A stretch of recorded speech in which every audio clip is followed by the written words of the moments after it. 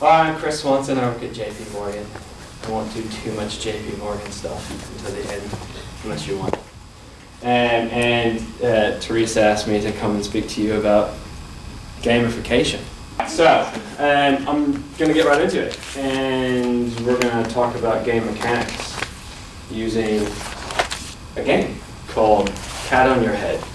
Cat on Your Head. So the whole premise here with gaming and gamification and learning and pedagogies and heuristics and all these fun buzzwords that get thrown out there. And I like to boil down to one simple thing. When you think about work, you've got, the processes you have to follow, the systems that you have to do them in. You've got goals and objectives that you want to meet as a business, right? Making money or whatever it is that you want to do.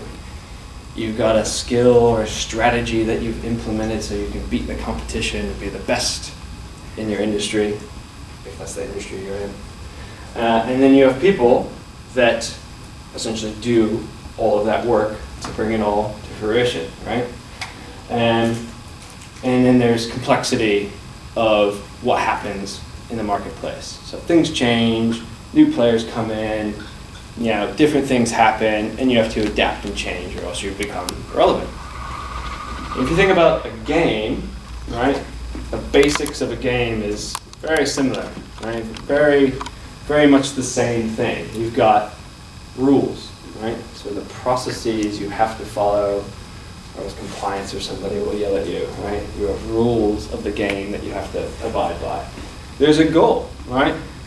Most games, there's a winner and a loser, just like there's a first and a second, and all of those fun things that happen in games and in the business place.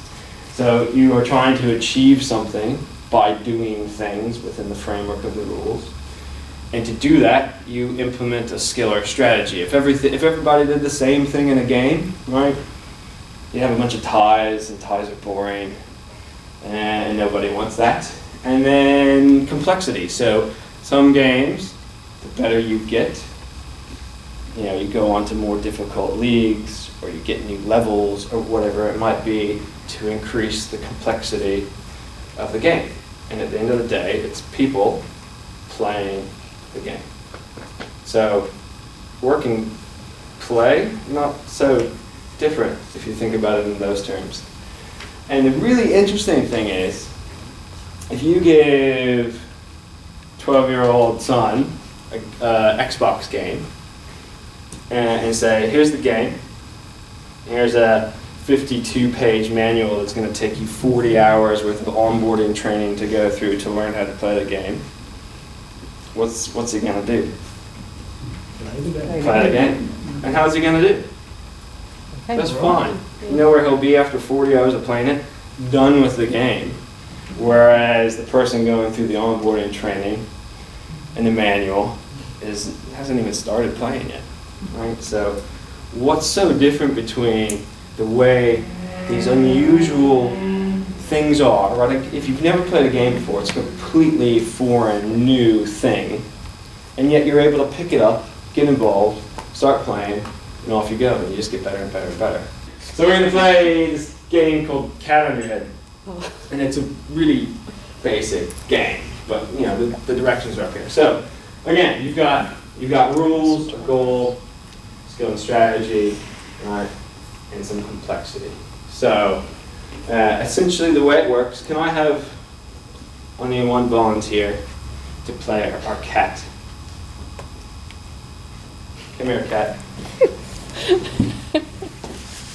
Right, it's really difficult.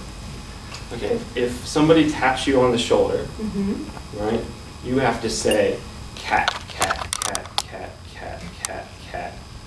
So ready? Cat, cat, cat, cat, cat, cat. And if you touch somebody else on the shoulder, cat, cat, cat, cat, cat, cat, cat. So in this way, thank you very much, cat. In this way, the cat can move its way around the room. Right, 2 minutes. Take my shoes off. Cat needs to catch the mouse. Mouse needs to be avoided by the cat. No punching or scratching. Right? 1, 2, 3, go. All right, go. Where's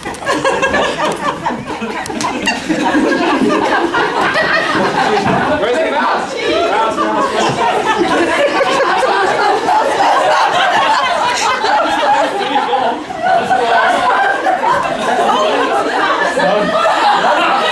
Where's the cat? Oh, Super mouse. Super mouse. It's super mouse. You can chase the cats. Where are the cats? Where are the cats?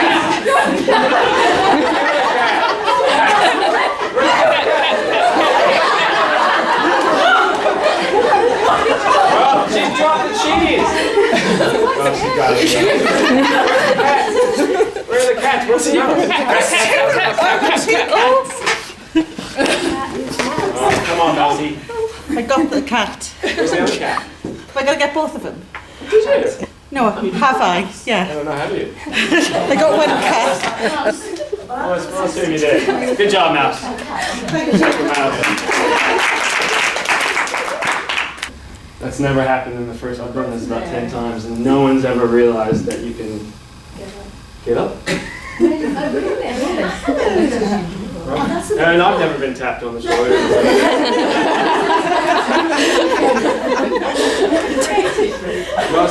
Most people assume because you're sitting you can't stand up, and then you create all these rules that don't exist. But the idea is simple set of rules. You, the players, set what the evolving set of rules and complexity were, and then you adapted, right? No one taught you how to adapt. You just did it, right?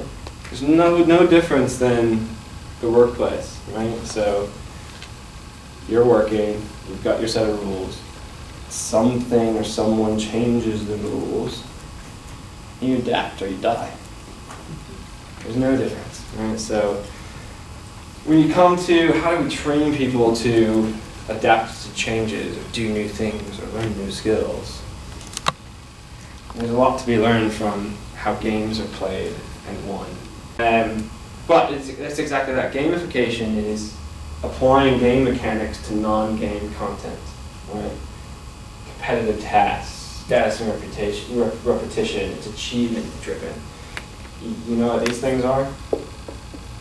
Badges, right? You get these badges. Oh, you've done something 5 times. Here's a badge, right? You climb up a leaderboard because you have done something really fast or got a really high score on something. And the interesting thing is like, to your point, this has been around for ages, right? What is the point of having a percentage score on an assessment or an exam or a test so that you see where you rank against all your peers? There's no difference between scoring on an assessment and being ranked against your peers. That's a way to make a leaderboard, right? Why do you go to school? So that you learn things in advance. And if you're not doing well, you get held back and you don't advance. So the whole concept of these gamification techniques of leaderboards, here's a gold star because you got the answer right or you showed up every day without having a sick day. Right? These things have been around a lot longer than the gamification term. L&D has just grasped this term and tried to apply it to some things that are already readily available. And it could be easy and it could be effective, right? It's not hard to go into your learning management system or take a bunch of test scores and say who's got the top 10 scores. And it's not hard to say whoever gets the top 10 scores is going to get an iPad, right? You're incentivizing people to do well because they're going to get a reward. So I like to think of it as gamification as learning through reward. And that reward is something intangible, like a badge, and you want to collect the most badges so that you're seen as the most expert in a certain subject matter or whatever it might be. Or the reward could be something more tangible, like money or promotion or swag, like an iPad. Right? So gamification is taking elements of the gaming world and putting them in something where they may or may not belong. And the reason why Simon had it go is it's a really hit or miss type thing, right? Marketing tries to do it all the time, are you really going to do something because you're going to get, your 100-point badge, or you're going to get these points that you can spend in a company store to buy a JP Morgan pen and have it at your desk. I don't know. It may work for some people, it may not. Versus gaming, right? Which is you are actually doing a task and learning by doing that task, right? It's not taking a gamification, taking something that exists and saying, I've gamified this because there's a leaderboard, but you're actually making somebody learn. So gaining knowledge and skills through heuristics, right? Heuristics are self-discovery, figuring things out. So the great thing about gaming is you're only learning when you're failing, right? If you're not failing, either, I don't know, the game's too easy or you're cheating or whatever it might be. But the whole idea with gaming is it's trial and error, right? Do something, see what happens, do it differently, see what happens. As you go and go and go and go, you get better.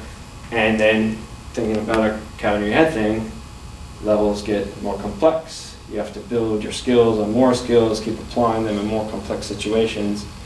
And you're learning by doing, right? So gaming is learning through doing, or learning while doing, right? So very different than being incentivized to learn.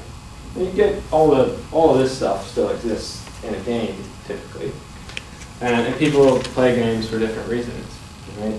And it's easier in the workplace to do gamification. It's easier to say, here's a leaderboard, than it is to create a game that's specific for somebody's job at their desk. If you set a goal for yourself, I want to be able to run a half marathon in 12 weeks, right?